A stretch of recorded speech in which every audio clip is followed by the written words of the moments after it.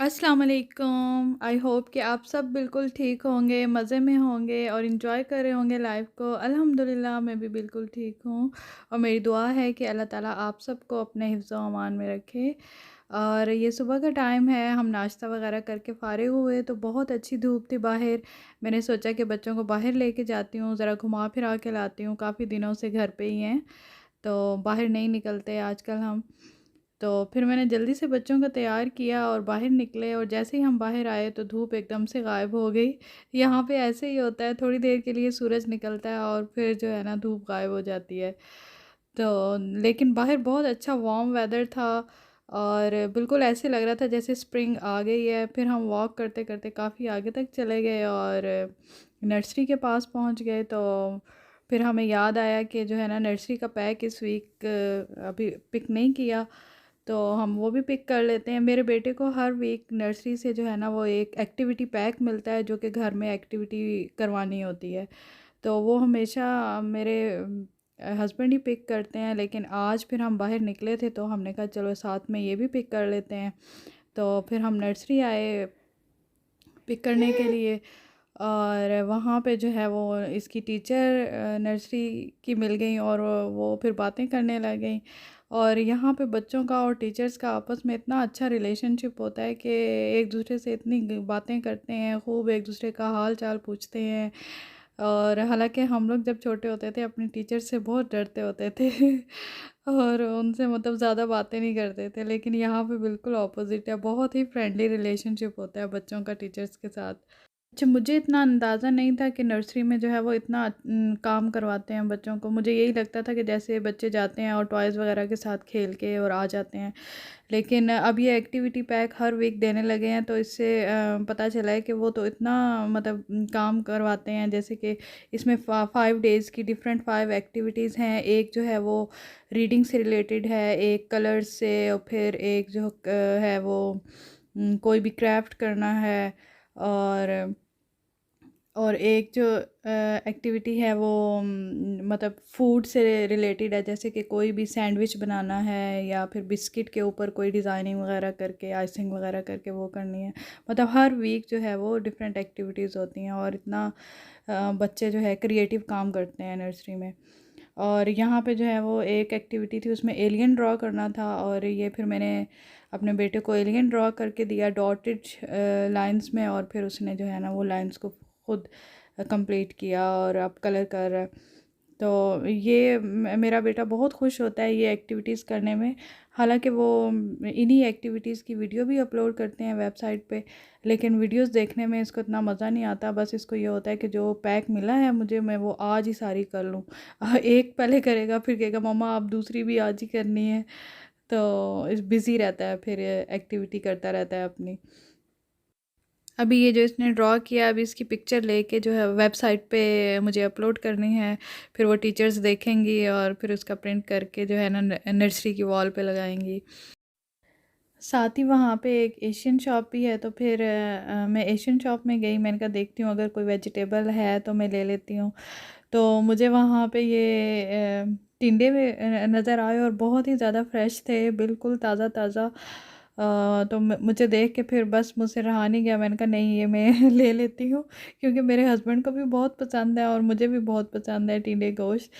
तो वैसे पाकिस्तान में वो एक मौसम आता है ना अप्रैल और मई का, जिसमें वेजिटेबल्स इतनी ज़्यादा अवेलेबल नहीं होती, यानी कि गर्मियों की सब्जियां अभी नहीं आई होती, तो ज़्यादातर कद्दू टिंडे और लौकी बन रही होती है। तो हम लोग उसमें बड़े नखरे करते होते थे कि आज फिर लौकी बन गई, आज फिर टिंडे बन गए।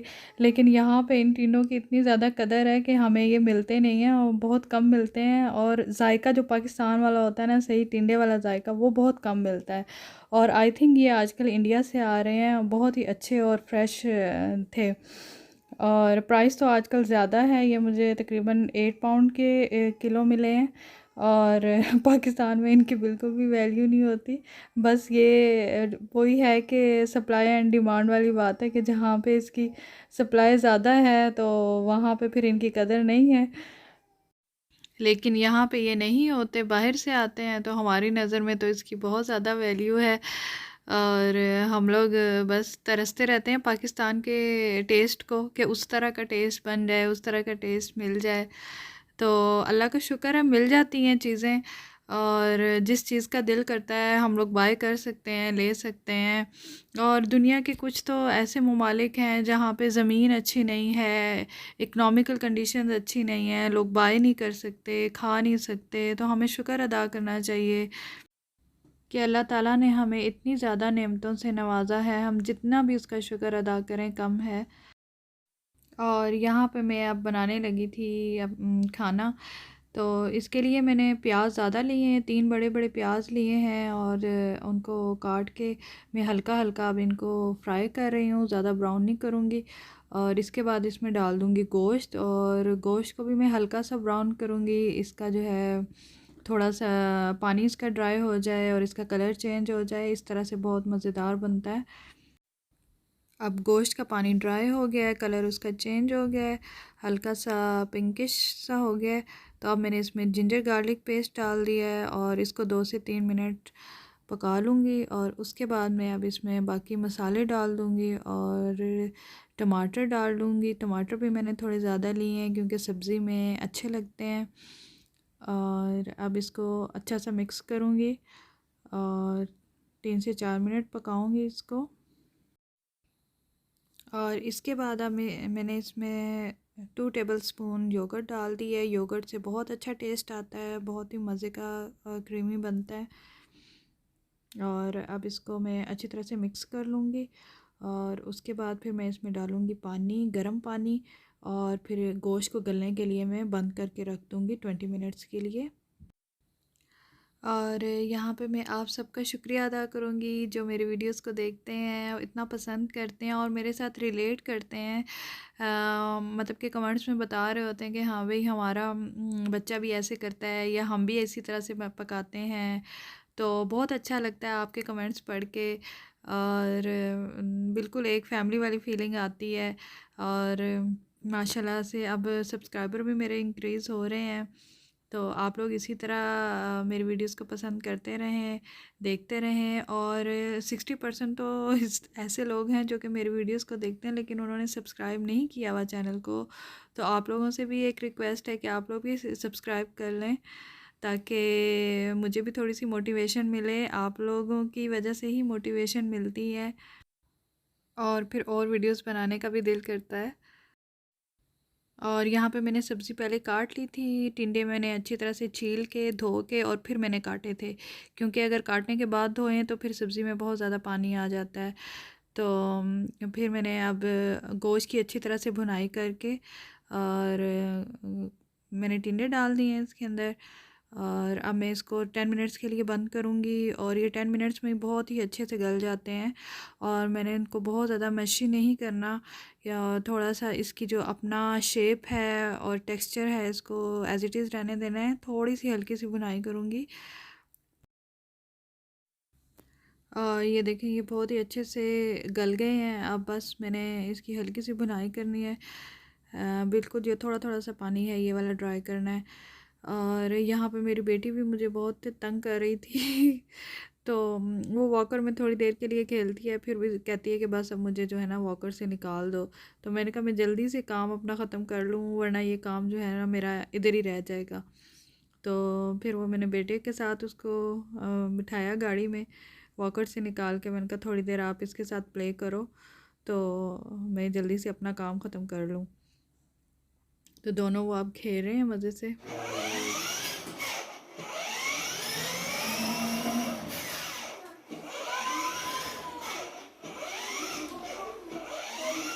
वाह, प्यार कर रहा है भाई। और बस फिर मैंने इसके अंदर हरी मिर्ची और हरा धनिया डाल दिया और चूल्हा मैंने बंद कर दिया। ये खुद ही जो है ना दम पे बहुत ही अच्छी सी इसमें खुशबू आ जाएगी। और हरा धनिया जो है वो बहुत अच्छा लगता है सब्ज़ी के अंदर। और खाना बस तैयार हो गया है अल्हम्दुलिल्लाह। बहुत ही मज़ेदार और टेस्टी खाना बना था। टिंडों को देख के जो क्रेविंग हो रही थी ना टिंडे गोश्त खाने की, अल्हम्दुलिल्लाह वो फुलफ़िल हो गई थी और बहुत ज़बरदस्त बना। और यहाँ पे मैं अब बेटे के लिए मिल्क शेक बनाने लगी थी। वो इस तरह से आजकल बिल्कुल भी केले नहीं खा रहा, और बहुत ही हेल्दी मिल्क शेक मैं आजकल उसके लिए बनाती हूँ। उसके अंदर मैं एक केला डालती हूँ और एक डालती हूँ मैं खजूर, और साथ में ये दूध गर्म कर रही थी, हल्का सा दूध गर्म करके डालती हूँ क्योंकि सर्दियाँ हैं तो ठंडा दूध नहीं देती मैं उसको। तो बहुत ही अच्छा मिल्क शेक बनता है और हेल्दी। जो बच्चे वेट गेन नहीं कर रहे होते या जिन बच्चों को आयरन डेफिशिएंसी होती है, उनके लिए ये बहुत अच्छा है। अब इसके अंदर मैं थोड़ा सा आलमंड पाउडर भी डाल देती हूँ, और फिर वो ग्लास में पीना ना वो उसको अच्छा नहीं लगता। ग्लास में पिएगा तो फिर कहता है कि इसमें वो डॉट डॉट्स आ रहे हैं, और तो फिर मैं उसको इस तरह से स्ट्रॉ वाले ग्लास में देती हूँ तो आराम से पी लेता है अल्हम्दुलिल्लाह। और यहीं तक थी आज की वीडियो। आई होप कि आपको पसंद आई होगी। अगर अच्छी लगी है तो प्लीज़ लाइक एंड सब्सक्राइब कीजिएगा, और अपने फ्रेंड्स एंड फैमिली मेम्बर्स के साथ शेयर कीजिएगा। मुझे दुआओं में याद रखिएगा। इंशाल्लाह मिलेंगे नेक्स्ट वीडियो में। अल्लाह हाफिज़।